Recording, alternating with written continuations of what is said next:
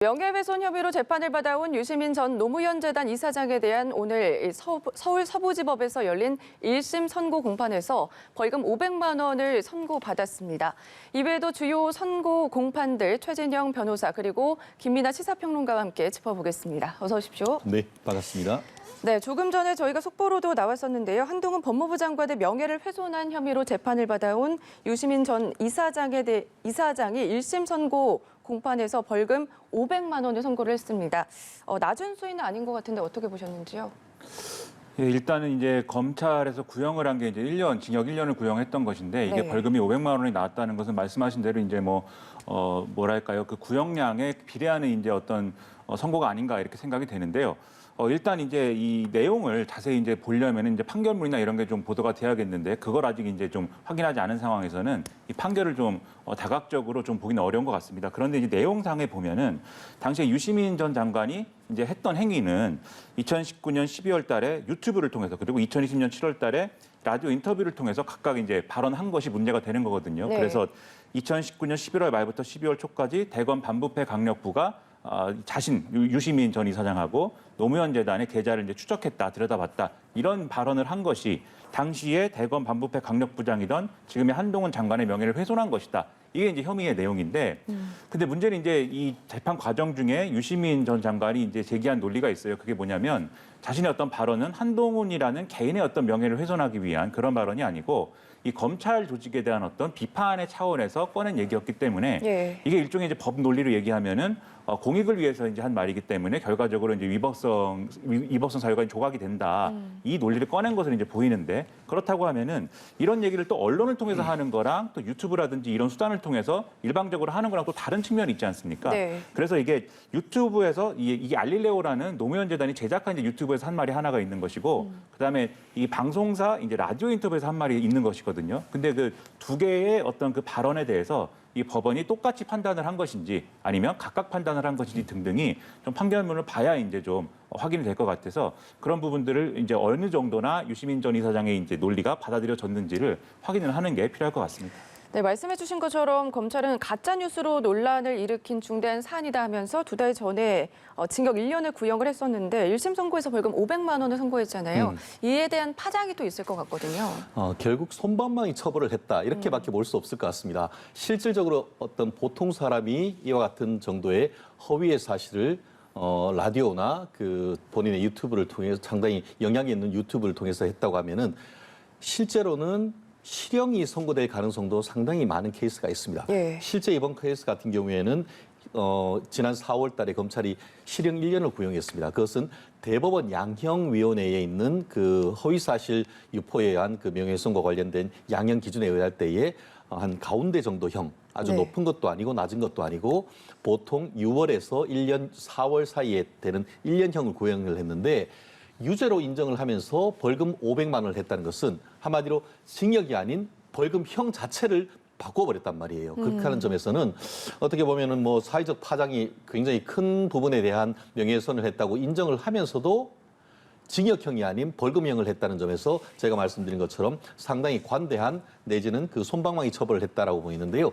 사실 이번 재판부 같은 경우에는 4월 달에 변론을 종결을 하고 했으면서도 불구하고 판결 선고 기일은 보통은 한 3주나 4주, 한 달 정도 뒤를 하는데 지금 4월 달에 재판을 끝내놓고 선고 기일을 5월 지나 6월 거의 2달 뒤에 했단 말이에요. 이 말씀은 뭐냐면은 여론에 끼칠 영향을 상당 부분 고려했다라고 밖에 볼 수 없을 것 같습니다. 네. 아시다시피 지난 5월 달에는 대선이 있었고 6월 초 같은 경우에는 지방선거가 있었기 때문에 유시민 전 노무현 재단 이사장이 가진 어떤 정치적 영향력 이런 부분을 고려해서 이 부분이 유죄가 나오든 무죄가 나오든 어떤 그것이 선거에 미칠 영향력 이런 부분을 상당히 고려를 했는 것 같은데 결국 4월에서 해서 5월, 6월 지나가지고 유죄를 선고하면서도 약간 그 타협적인 판단으로 지금 벌금형을 한 것에 대해서는 검찰도 불만, 또 유시민 장관 같은 경우에 왜 내가 무죄인데 왜 유죄를 하면서 또 벌금을 주냐 이렇게 지금 얘기를 할 것 같은데요. 말씀드린 것처럼 유력 정치인 내지 지금 현재로서는 전 여권, 현 야권의 주요 인사이기 때문에 굉장히 법원에서 많이 봐준 판결이다. 저는 개인적인 실무상 감각으로서는 그렇게밖에 평가하지 못할 것 같습니다. 네. 그리고 이 115억 원 상당의 공금을 횡령한 혐의를 받고 있는 강동구청 공무원에 대한 첫 선고가 나왔습니다. 검찰은 징역 15년을 구형했었는데 오늘 선고 결과 징역 10년이 선고됐거든요. 어떻게 보셨는지요? 또 마찬가지로 이제 그 검찰이 구형한 것과 비교를 해봤을 때는 네. 좀 비례적인 어떤 그런 선고가 나온 것이다라고 생각이 되는데요. 특히 강동구청 공무원의 경우에는 횡령 액수가 이제 상당히 이제 큰 것이고요. 그리고 이제 횡령의 목적이나 이런 것들, 그리고 수법이나 이런 것들을 봤을 때 이 횡령이 뭐 예를 들면은 눈앞에 거액의 돈이 있어가지고 우발적으로 내가 이것을 뭐 가져갔다든지 이런 차원이 네. 아니라 상당히 계획적으로 이를테면 이제 그 고지서나 이런 내용을 이제 여러모로 이제 바꿔가지고 그래서 이 애초에 이 산하기관에서 제출해야 되는 어떤 입금해야 되는 그런 계좌가 아니라 다른 계좌로 이제 바꿔가지고 그 돈을 횡령을 하는 그런 수법을 사용한 데다가 이것으로 자신의 어떤 부채를 갚는데 이 돈을 썼고 그리고 나서 남은 돈으로도 주식 투자나 이런 것들을 했다가 이제 상당 부분의 돈을 날렸기 때문에 사실은 재질이 이제 안 좋다라고 볼 수가 있는 것이죠. 거기다가 최근에 이게 뭐 공무원의 또 범행이기도 합니다만 공무원뿐만이 아니라 금융기관이라든가 이런 곳에서도 계속 이제 횡령이나 이런 것들이 계속 예. 일어나고 있거든요. 그리고 그 액수가 과거에 비해서 상당히 커져 있는 거 아니냐 이런 이제 경각심들이 있기 때문에 이러한 판결로 이런 횡령이 계속 일어나고 있는 횡령 사건이 계속 일상적으로 일어나고 있는 것에 대해서는 사회적으로 경종을 울릴 수 있는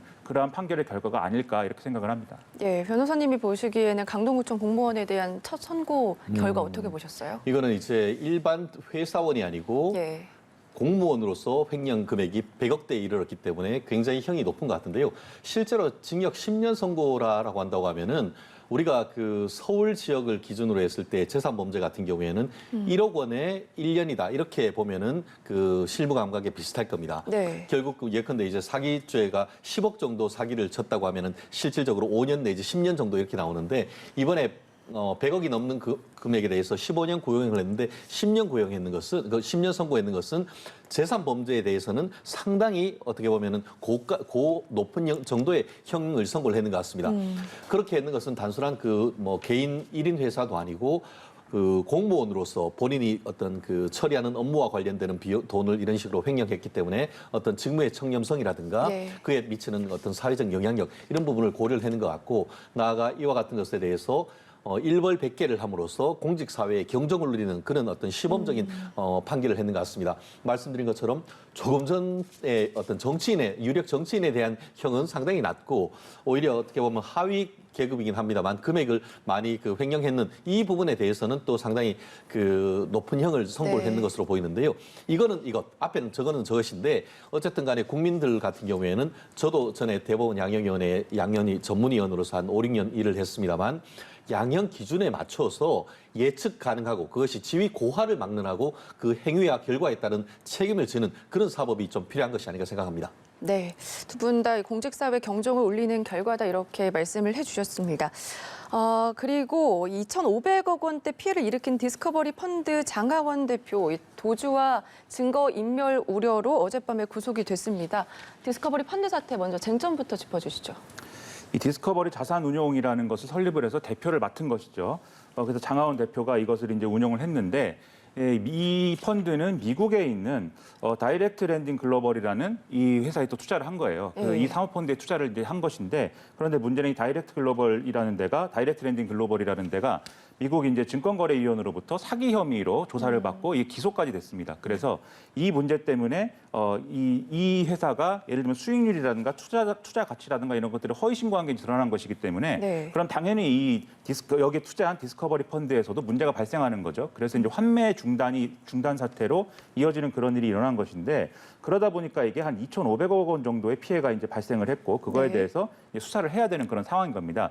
여기서 쟁점은 지금 말씀드린 대로 장하원 대표가 이러한 사실을 이 전후관계 그리고 미국의 투자처에 문제가 있다는 것을 알면서도 이러한 사실을 숨기고 이렇게 이제 투자자들에게 이렇게 투자를 하도록 했느냐 예. 이 부분이 이제 쟁점이 될 것 같고 그다음에 두 번째로 이제 이 투자하는 과정에서 투자 수익을 보장해 준 부분이 있는데 이게 이 미국에 있는 그 투자한 펀드에서 난 수익으로 이 수익을 이제 투자자들에게 보전해 준 게 아니라 다른 투자자가 투자한 금액을 가지고 그것으로 이제 이 수익을 줬다. 즉 이른바 폰지 사기 아니냐 이 네. 부분이 있습니다. 그래서 이것이 지금 쟁점이 되고 있는 그런 사안이고 이 장하원 대표의 이러한 행위와 별도로 이것을 이제 이 기업은행 등의 이제 시중은행하고 증권사에서 이 상품을 판매를 했는데 네. 그 상품 판매한 게 이른바 이제 불안전 판매가 된 거 아니냐. 그래서 이 불안전 판매가 되는 과정에 예를 들면 소위 말하는 정치권 인사들의 개입이라든가 이 소위 말하는 윗선 개입 이런 게 있었느냐까지도 지금 쟁점이 될 것 같은데 이와 관련돼서는 수사 과정에서 유력 인사들의 이름이 적힌 문건도 같이 나왔기 때문에 앞으로 이런 부분까지 수사가 되는지를 지켜봐야 되는 그런 상황입니다. 예, 말씀해 주신 대로 정재계 인사들도 연루가 되어 있는 상황이다 보니까 수사의 파장이 어디까지 확대될지도 지금 주목이 되고 있는 상황이잖아요. 그렇습니다. 이렇게 문제가 되는 이유가 네. 이 펀드가 그 개설되고 운영된 것이 문재인 정부가 시작된 2017년부터 19년까지의 지금 운영이 됐던 것이고 네. 더불어서 여기에 2,500억 투자금 중에 예를 들어서 문재인 정부의 정관계 고위급 인사들이 있는데 다른 사람도 아니고 문재인 정부의 초대 정책실장이자 주중대사였던 장하성 대사. 그 사람이 장하원 대표의 직접 형입니다. 네. 그 60억씩이나 투자를 했다고 하죠. 더불어서 그 김상조 전 정책실장, 예. 최이배 전 바른미래당 의원 등 당시 구 여권 핵심 인사들이 그 정권과 관련돼서 있으면서 투자를 했고 나아가 이 펀드 같은 경우에는 일반 보통 사람들한테는 이른바 폐쇄 펀드라고 해서 미리 청산할 수가 없었던 반면에 지금 얘기했던 고관 대작이었던 분들 같은 경우에는 미리 내부적인 그 사정을 알고 이와 같은 것을 청산해서 손해를 보지 않았던 그런 내용들이 있습니다. 그렇다고 하면은 과연 내부적인 그 펀드 자체를 만들어서 유력 인사를 돈이 들어왔다는 것을 마케팅 활용해서 돈을 모으고 나중에 알고 봤더니 문제가 생겼을 때 그 사람들은 싹 빠져나갔다고 하면은 네. 내부적인 어떤 그런 미공개 정보 이용이라든가 어떤 시장 교란 행위가 있었는지 여부에 대한 수사는 앞으로 이루어질 가능성이 매우 크고 예. 특히 지금 이번 한동훈 장관이 예. 취임 일성으로서 해서 1번 정책이 서울 남부지검에 있는 증권범죄합동수사단을 부활하는 것이었지 않습니까? 그리고 이후에도 이제 지금 이복현 금감원장이라든가 아니면 남부지검 검사장의 일성이 이와 같은 라인 펀드라든가 옵티머스 펀드라든가 이런 부분과 관련되는 문제에 대해서 시스템적으로 문제가 있다고 하면은 들여다보겠다라고 했기 때문에 네. 앞으로 자금 출처라든가 조사라든가 이런 부분에 있어서 구 여권 인사들, 핵심 인사들이 조사 대상이 될 가능성은 현재로서는 상당히 높아지고 있는 사정이 아닌가 생각합니다. 네, 말씀해 주신 대로 금감원장과 서울 남부지검장을 윤석열 사단 출신들이 맡게 되면서 또 금융범죄에 대한 감독이 한층 강화될 거다 이렇게도 보이는데 어떻게 보십니까? 당연한 거겠죠. 왜냐하면 말씀하신 대로 양석조 서울 남부지검장이라든지 그리고 이제 지금 이제 이복현 신임 금감원장의 경우에는 언론에서 이제 흔히 말하는 윤석열 사단이다 이렇게 평가를 하기도 했고요. 예. 국정농단 특검이라든가 이런 부분에서 이제 같이 이제 좀 호흡을 맞춘 바도 있고 특히 양석조 검사는 이 전 정권에서 이제 이른바 친정권 검사이다라고 평가를 받던 심재철 검사를 면전에서 이 조국 전 장관이 왜 무혐의인지 얘기해봐라 라면서 들이받은 경력이 있고 이런 이력이 있다 보니까 아무래도 전 정권과 연루된 부분에서는 더 이제 강하게 수사를 할 수 있는 거 아니냐 이런 세평이 있는 거예요. 근데 거기에 더해서 지금 서울 남부지검에는 증권범죄합동수사단이 철수가 되어 있는 것이고 그리고 예. 금감원은 지금 특별사법경찰관이 2019년부터 배치가 돼 있기 때문에 특히 금감원에서는 금융회사에 대해서 자료 제출을 요구하거나 할 때 이 자료 제출을 자연스럽게 예를 들면 법원의 영장이나 이런 거 없이도 자연스럽게 받을 수 있는 그런 권한을 갖고 있는 것이고 특히 사법경찰관에 가지고 있기 때문에 마음을 먹으면은 이러한 방식으로 검찰이 영장을 받지 못하는 어떤 부분에 대해서도 금융회사의 내부의 어떤 자료를 이제 가지고 올 수 있는 거거든요. 그런 예. 것들이 특히 이제 증권범죄합수단에는 금감원의 이 일부 인력들도 파견이 돼 있기 때문에 같이 힘을 합쳐가지고 이런 부분들에 대해서는 내부적으로 어떤 내밀한 부분들을 좀 더 자연스럽게 훨씬 더 효과적으로 들여다볼 수 있는 거 아니냐라는 이제 평가가 나오고 있는 건데요. 다만 여기에 대해서도 이를테면 금감원의 어떤 기능이라든가 이런 것들이 지금 이런 디스커버리 펀드라든가 그리고 라인 펀드, 옵티머스 이런 부분에 있어서의 네. 어떤 이 수사를 더 잘하게 하는 과정으로 이어질 수 있으면 그건 좋은 거지만 또 금감원의 다른 기능도 있습니다. 예를 들면 거시건전성 감독이라든지 이런 것들을 좀 소홀히 하게 되면 안 되니까 그런 부분들도 이복현 원장이 앞으로 신경 써야 된다. 이런 주책도 나오고 있다. 이런 얘기 나오는 거죠. 예, 양석조 남부지검장도 라인 펀드 사건에 대해서 이미 보고받은 걸로 알려져 있는데 이게 재수사가 된다면 또 파장이 어마어마할 것 같거든요. 그렇습니다. 한동훈 법무장관의 취임 일성이 민생범죄 엄단이라고 했습니다. 네. 지금 좀 전에 얘기했던 디스커버리 펀드 같은 경우에도 피해 금액이 2,500억이 되고 그건 대부분 다 일반 이른바 개미 투자자들의 피 같은 돈 아니겠습니까? 예. 그런 부분에 대해서 어떤 식으로 돈이 유용되고 돈이 누가 그것을 취득했는지를 쫓아서 핵심을 장악하고 그 돈을 피해를 회복할 수 있는 그 내용이 된다고 하면은 그게 바로 사법경찰관이 내지는 검찰이 할 일인 것 같은데 예. 그 부분에 대해서는 저희가 박수를 보낼 수밖에 없는 것이고요.